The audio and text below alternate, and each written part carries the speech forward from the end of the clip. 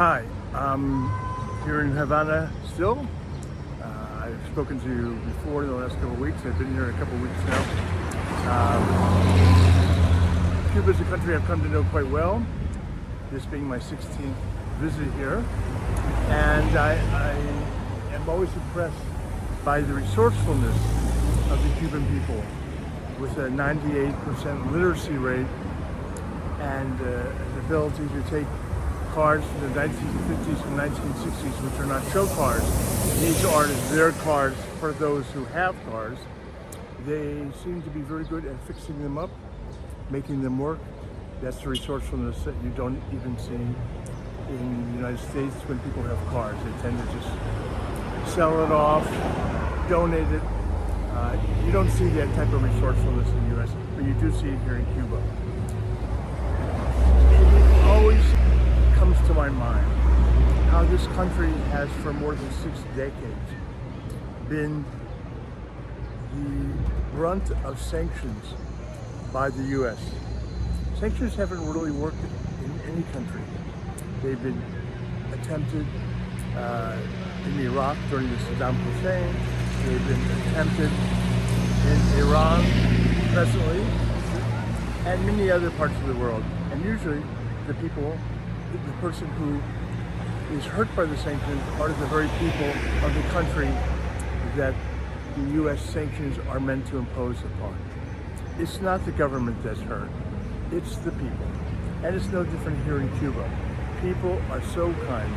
The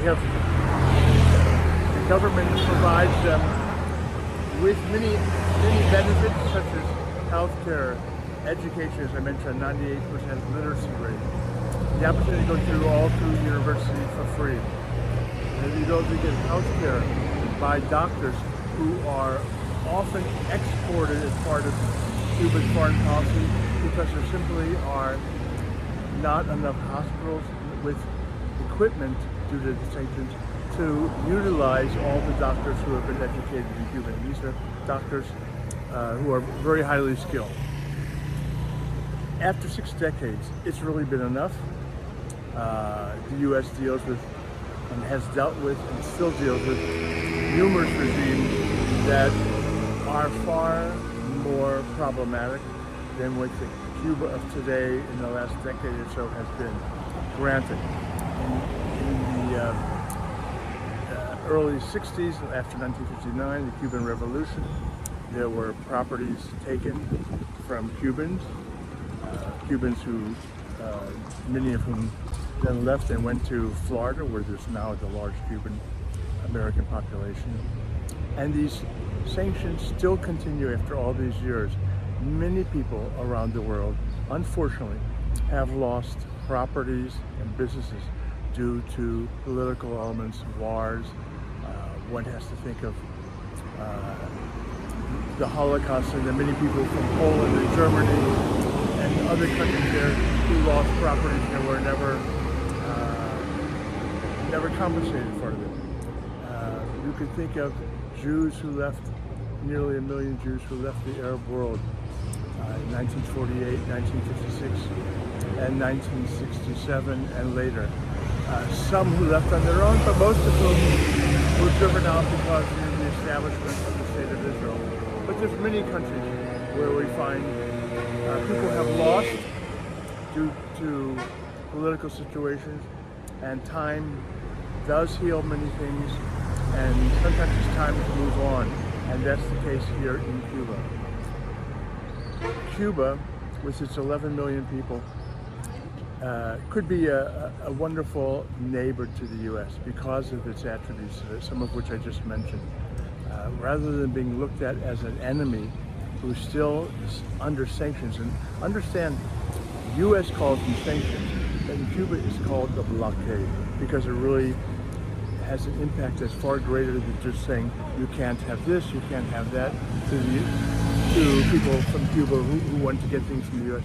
It really stops other countries from sending things to Cuba, for example, American equipment that might be owned by a company in Canada or Mexico. It's forbidden under the sanctions to send these to Cuba. So as much as there are many, many doctors here in Cuba who are well qualified, so much so that they're often sent to other countries to help, the equipment that's here in Cuba is often very outdated. So it's really time that the U.S. changes their policy.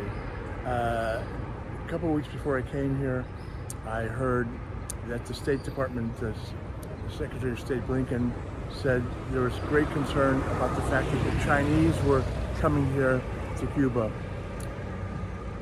The Russians were returning to Cuba who were here up until the wall fell under the Soviet regime. But now the Russians are returning for business. And that this is a great concern of the U.S. Well, if it's a concern of the U.S., it's really because the Cubans have no one else to turn to. No one else is helping them with oil. No one else is helping them rebuild and build parts of their country that have really become demolished due to the lack of infrastructure that's been provided by their government, because their government simply does not have the financial wherewithal to do that. It's not the government's fault, really. Yes, one can find fault with the Cuban government on many topics, no doubt. But the fact that the people have to go without, in many cases, is not the fault of the people, particularly the people today here in Cuba who had nothing to do with the revolution or the sanctions.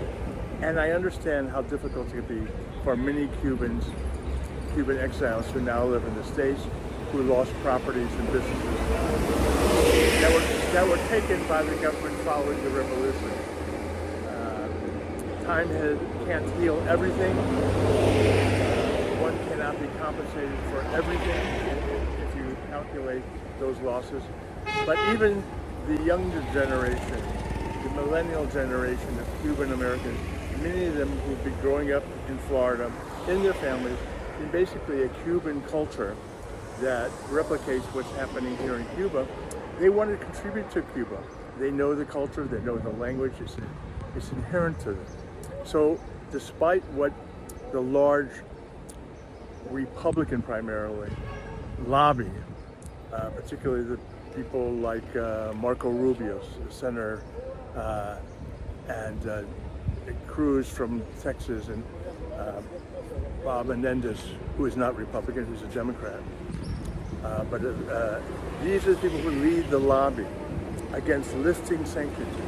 The average American would probably say, after all this time, if they really knew the truth about what the last couple of decades have been like in Cuba, would probably say, these sanctions are ridiculous to have. Let's help the Cuban people. If they were allowed to bring in many of the products that would be useful to them in terms of education, medical, and so forth, and not blockaded from doing business, they would probably be a thriving country based on their intelligence and their resourcefulness. So it's a long time that this should pass, and the United States and the Cuban people should not be held hostage to a lobby primarily of Republicans and Cuban Americans in Florida. I empathize with those Cuban Americans who left. They lost quite a bit, no doubt. Some of them are now returning and seeing opportunities here as Cuban Americans to invest in Cuba in various entrepreneurial projects and other investments that are taking place. But that doesn't apply to all Cuban Americans. But the opportunities are here for them to do that. President Obama, when he was here in his second term, decided enough was enough, and he sat with Raul Castro, the brother of Fidel, and full diplomatic relations were reestablished. It was a milestone of change. Unfortunately, it did not get to last long. Donald Trump came in, and like many things that President Obama did that were helpful to the United States in our international policy, it seems like the modus operandi of Trump, and it's hard for me to even say President Trump because I don't have the feeling of respect that he was a president of stature, toward many treaties, the treaty about the environment, the Paris talks. Imagine an international conference that results in an international policy to improve the situation in the environment was simply torn up, so to speak, by President Trump. What does that say about trusting Americans in an international conference and an international agreement? There were other things. It's not necessary to go into all those. But the point is really simple. It's a long time that the sanctions end on Cuba. It's time for distinct and very clear, full diplomatic relations return. And we in the United States should treat Cuba like any other trade partner, any other neighbor, anything we can do to assist them. And that doesn't mean giving them charity. That means giving them the opportunities that we often provide as assistance to other countries that can benefit by our assistance. This is what USAID does, United States Agency for International Development. Going into a country, not with charity, but giving them the tools to help improve their situation. And we could do that. The United States is well equipped to do that.